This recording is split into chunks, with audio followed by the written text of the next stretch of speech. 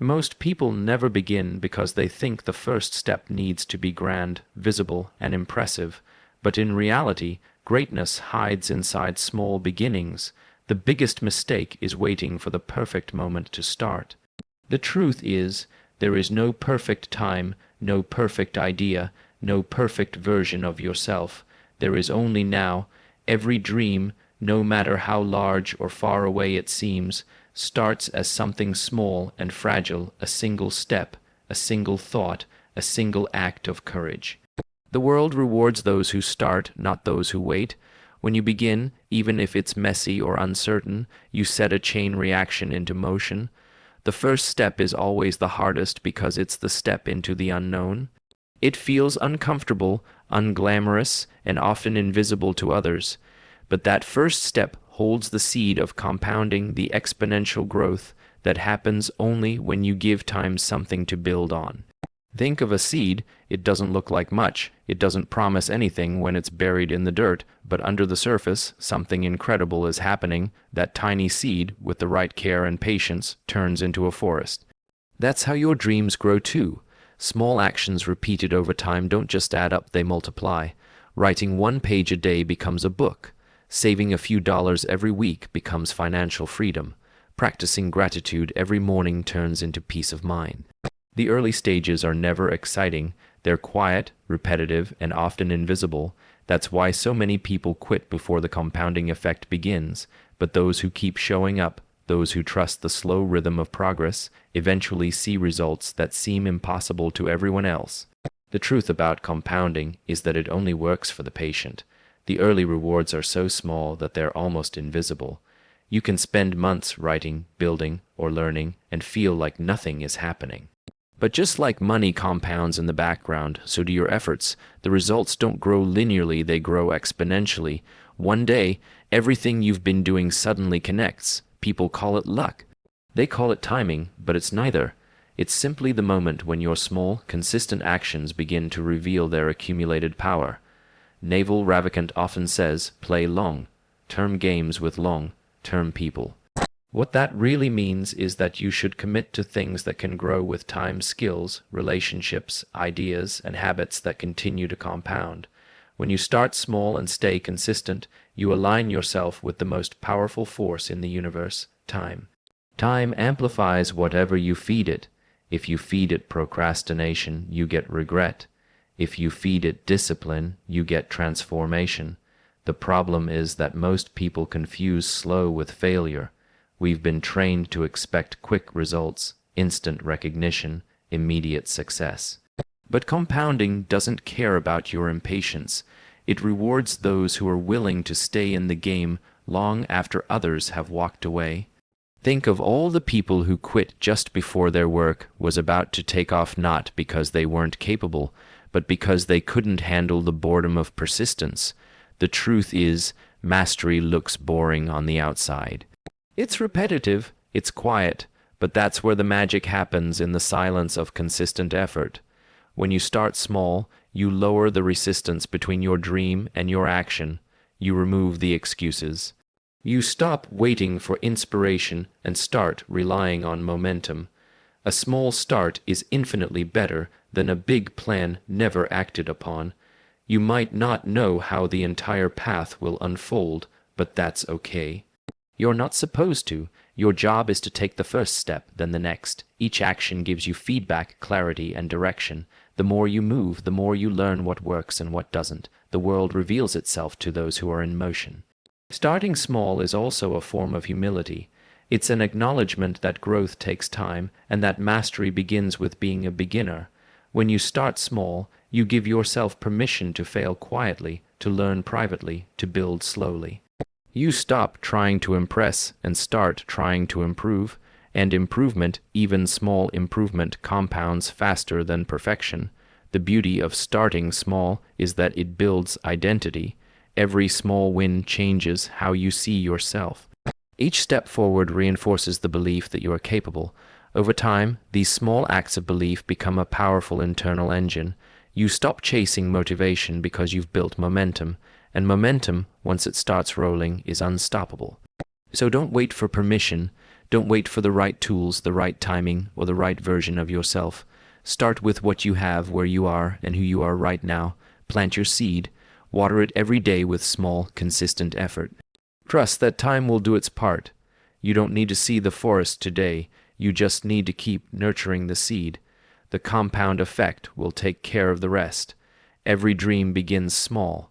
The question is not whether your dream is big enough, it's whether you're patient enough to let it grow.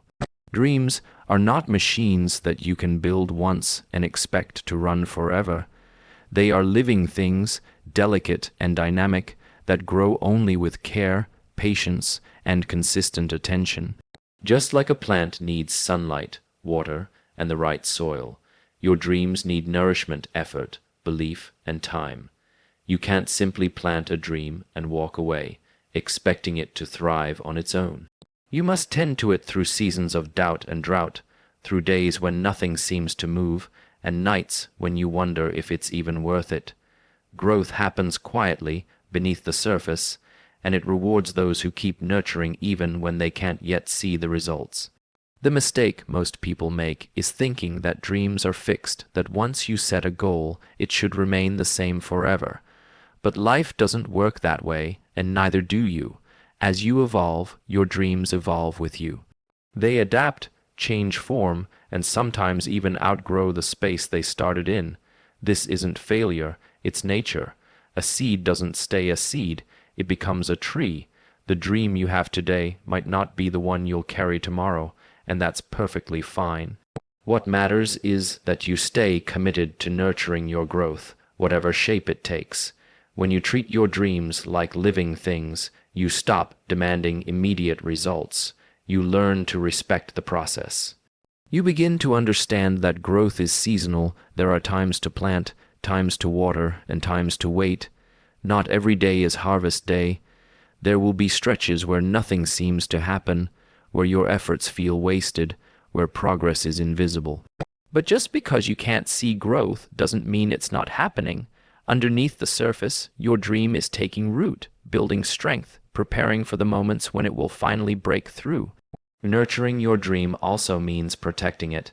In the early stages, dreams are fragile. They can easily be crushed by doubt, negativity, or the wrong company. When you share your dream too early with people who can't see your vision, you expose it to unnecessary criticism. Not everyone will understand what you're building, and they don't need to. Protect your dream like a young seedling. Give it time to grow strong before you expose it to the wind.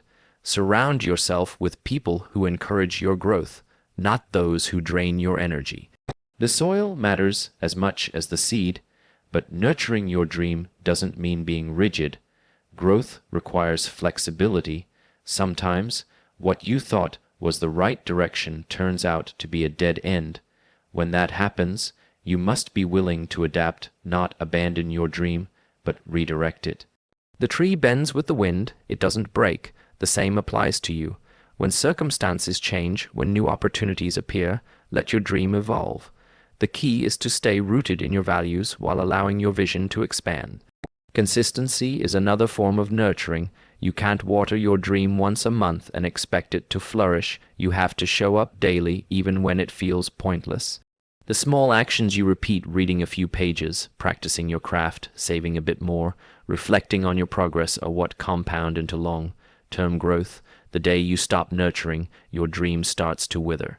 It doesn't die suddenly. It fades slowly through neglect. That's why consistency matters more than intensity. A little every day beats a lot once in a while. Patience is the quiet strength behind every dream that survives. We live in a world obsessed with speed, overnight success, instant results, fast fame. But true growth can't be rushed.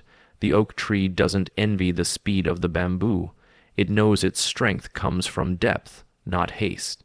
When you nurture your dream patiently, you allow it to grow with stability and resilience. You become less focused on outcomes and more invested in the process itself. And when the process becomes your joy, success becomes inevitable. Nurturing your dream also means nurturing yourself. You are the soil from which your dream grows. If you neglect your health, your peace, your curiosity, the dream suffers too. rest when needed, reflect when lost. Reconnect with your purpose often. The more you grow as a person, the more your dream thrives. Self-care isn't distraction, it's nourishment. So treat your dream as something alive, something sacred. Give it time, attention, and space to grow. Protect it from negativity, feed it with learning, and prune it when needed. Trust that even when progress is invisible, something is happening beneath the surface. One day, you'll look back and realize that every small act of care, every quiet day of effort, every moment of patience, they all added up. Your dream will stand tall not because it grew fast, but because you never stopped nurturing it. And like any living thing that's been loved and tended with care, it will give back more than you ever imagined. Time is the most powerful and impartial force in existence. It doesn't rush, it doesn't stop, and it doesn't negotiate. You can't control time, but you can decide how to relate to it. Most people treat time like an enemy, something to fight against, something they're constantly running out of. They chase shortcuts, demand instant results, and measure their worth by how quickly they achieve something. But the truth is, time is not your enemy.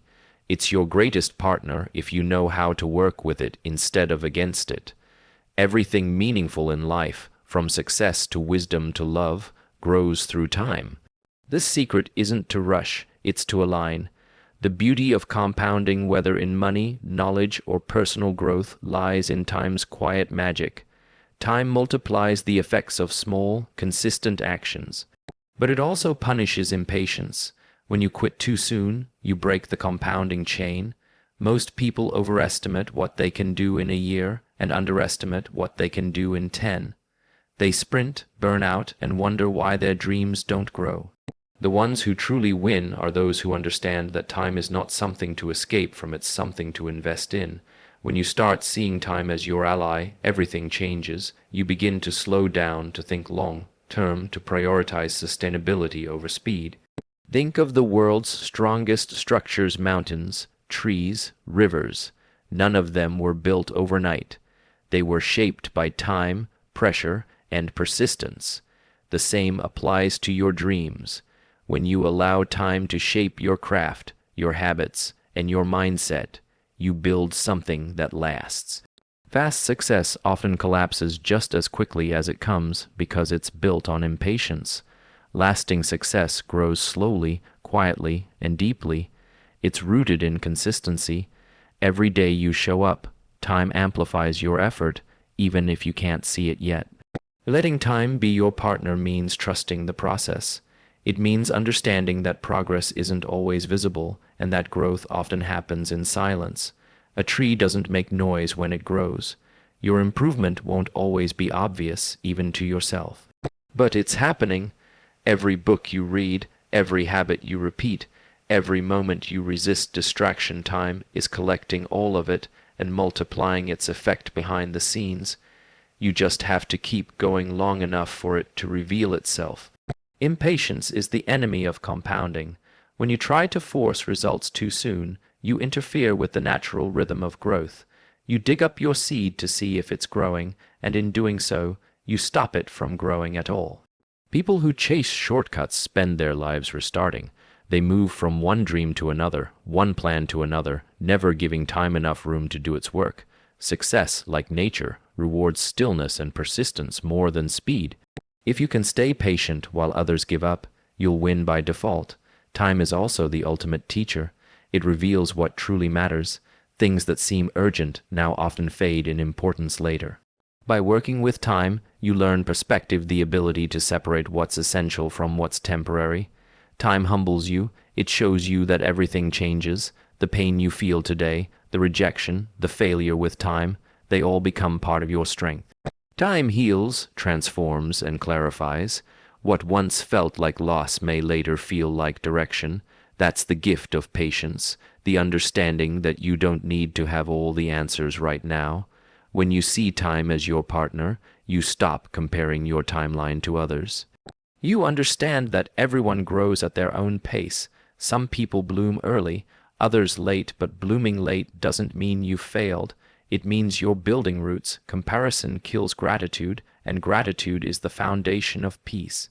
If you can stay patient and grateful during your season of growth, you'll find joy even before success arrives. Time is also leverage. The earlier you start, the more powerful it becomes.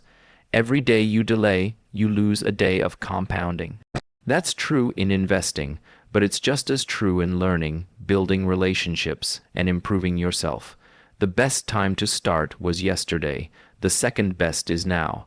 Once you begin, let time carry your effort forward. Don't rush it, just be consistent. The wisest people don't try to beat time, they cooperate with it. They know that all great things take time, and that the slow path is the sure path. They live by the rhythm of patience and persistence. Every day they plant seeds, water them, and let time do the rest. And one day they look back and realize that what seemed impossible was simply the natural result of time compounding their effort. So stop fighting time. Stop treating it like an obstacle.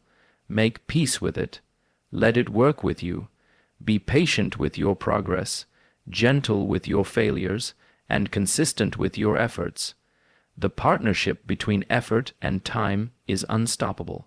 You don't need to rush to the finish line, because when you walk alongside time, you eventually arrive exactly where you're meant to be.